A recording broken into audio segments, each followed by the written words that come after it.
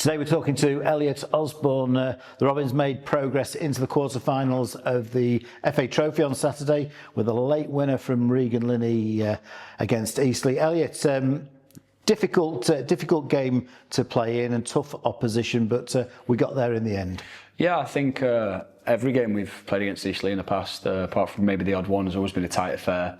They're a tough team to play against. They don't necessarily come out the blocks and try and sort of pressure, so they tend to sit quite deep and try and do on the counter. And obviously we had a lot of possession, and I always think that's difficult to break down teams. But I feel like on the day we controlled the game, and we did have a few chances.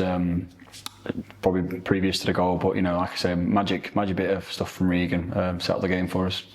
There was certainly missing a few key players: McCallum, Quigley, Shade, who was serving a suspension for being sent off against Alty a couple of weeks ago.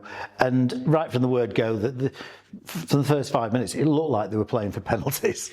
Yeah, like you say, there was a few of their experienced players missing, but they probably lost a little bit of experience, but gained a little bit of legs in terms of the younger players playing. So they were getting out to things in terms of they weren't easy to get through. But yeah, from early on, you could see their goalkeeper was slowing everything down. I don't know if that was a message they were getting from the management, but it just kind of felt like that. They were just sort of there for a draw.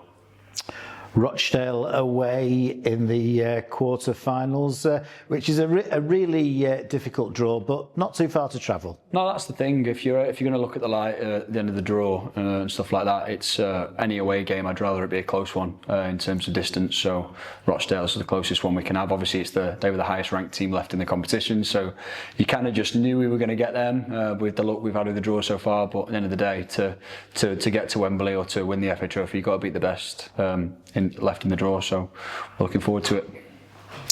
And you were one of the players who suffered the heartache a couple of years ago with Millie Alley's last gasp equaliser for FC Halifax Town at the J Davidson Stadium. I'm sure that still hurts. Yeah, you won't know, but it's the third time I've lost in the semis. I've lost once with the gaffer at Nantwich, lost once at Stockport, and then obviously this is the third time. So three semi-finals and still waiting to get to Wembley. So yeah, hoping this year's the year.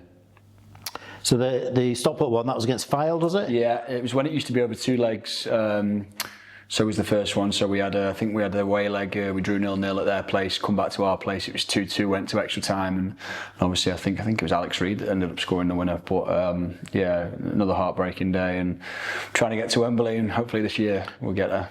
And I think Tom Crawford was at Fylde at that point. I think he was actually. I think he actually might have played. I think he played the away game. I think I remember playing against him, so yeah. And then the Nantwich one, of course, you'd lost the first leg, but you were ahead at half-time in the second leg at the Shea. Yeah, I think we had Andy White, of all people. I think he might have got sent off in the first leg, so I think we lost the first leg 4-2. And then I think we were 1-0 up at the Shea, going for a second goal. I think we ended up drawing 1-1 maybe. With a late counter-attack, something like that. I can't remember, it was years ago now. But yeah, like I said, 3 times, so hopefully that's the last time. So let's focus on the National League, which is the most important objective for the season, despite the fact that the FA Trophy is hugely important as well. Things going really well at the minute. Yeah, we look strong. I think obviously we had the Forest Green game with a bit of a late heartbreak with the 94th minute goal, but I think if we hadn't have done that, that'd be five wins on the spin in all comps maybe. So we are looking really strong, and like you say, we've got to make sure that comes back into the National League, and like you say, you can start seeing the playoffs forming now with ourselves. We're looking for ourselves, Halifax, Rochdale, them type of teams, all looking for a couple of places, so we need to make sure we kick on now. I think we're functioning as a team really well throughout, from Ethan, the back four, the midfield, the strikers, number 10. From the area of the pitch that you're involved in, the midfield, you and Tom Crawford's worked out really well, considering in some ways you're quite similar sort of players. Yeah, I think that's just us sort of getting used to each other, and sort of felt like last year, like I would be the one picking the ball up all the time, and Isaac be the one kind of winning the ball back, and that worked really well. But I think it's just taken a bit of me and Tom getting used to each other, knowing that we can take it in turns to come and receive the ball, and that's probably taken a few months. But I feel we're feeling that like really comfortable now with each other, and I feel like you're seeing that on the pitch a little bit more. So hopefully that carries on. And clearly the likes of Regan Linney and Alex Newby, Tom Crawford, because of the goals he scored this season, will get a lot of the attention. But I feel that you've been quite a big unsung hero this season. I quite often find myself looking at games, looking back at them and thinking, blimey, Elliot's done a fair bit more than I thought he'd done live. And an example of that, I've picked it out in my interview with Neil Sorville, is the first goal against Maidenhead, which was a fantastic goal, one of the best we've scored this season. And of course, Tyler Golden gets the credits, so does Elliot for the finish, but we forget who's provided the sweeping pass in the build-up. Yeah, no, I tend to end up getting a lot of, not the actual assist, but the assist to the assist, just probably because I'm getting the ball so deep sometimes, so I don't actually get the limelight in terms of the goals or assists. But like you say, I've been a mainstay in the team for a couple of years now, so you know it's important that if the team's picking up good results, I'm keeping my form, and that's the main thing, really. You are, of course, an established and experienced player at Altrincham now, into your fourth year at the club, and it's gone really well. It has, after a little bit of a tough start. Obviously I was finding my feet. I was coming from Stevenage, probably wasn't on my highest bit of confidence, and then I've just settled in really well, and I've sort of changed my type of midfielder I am. I used to be more of an attacking midfielder, and I feel like since I've come here, working with the gaffer and Sores, they've sort of you know, shown me the defensive side thing that I haven't really been great at, and I've really improved on that in the last couple of years, and that's probably why I'm, you know, doing so well. And you came in at the time when the club was transitioning from part-time to full-time. Yeah. I'm sure you knew that was in the plan when you decided to join Altrincham Football Club, because you were a professional footballer. So in some ways that transition's quite difficult for a lot of people to deal with. Yeah, it's difficult because you end up losing like the best part-time players as well. So there was a few part-time players that we had that couldn't come with us, and then obviously the gaffer's got to try and find like you know, full-time players, but we didn't have a massive budget at this point. We still don't now. But yeah, I've really enjoyed being here from the start, and I feel like since we've come in and the gaffer's got all these players in, we're doing really, really well.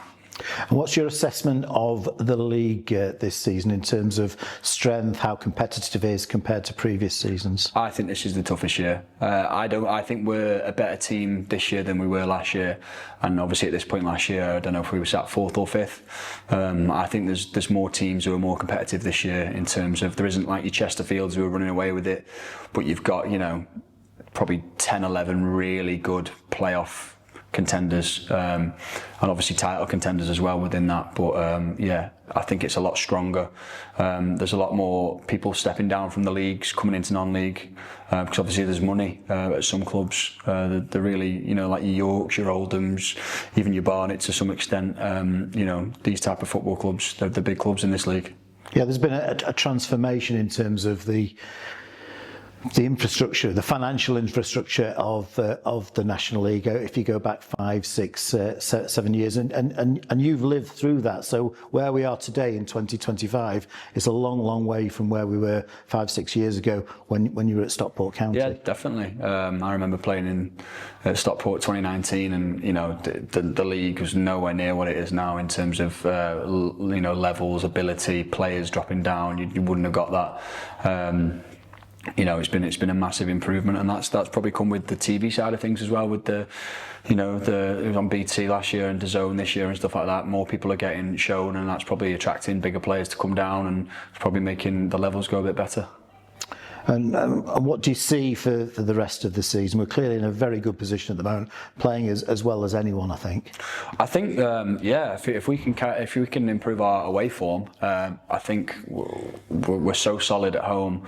I fancy us against anyone at home on any day. But if we improve our away form and start picking up some points like we did at Eastleigh away last time, and if we can start doing that more consistently, even if it is a point away and then you win your home games, you know, I see us in the playoffs. I don't see how we don't make it.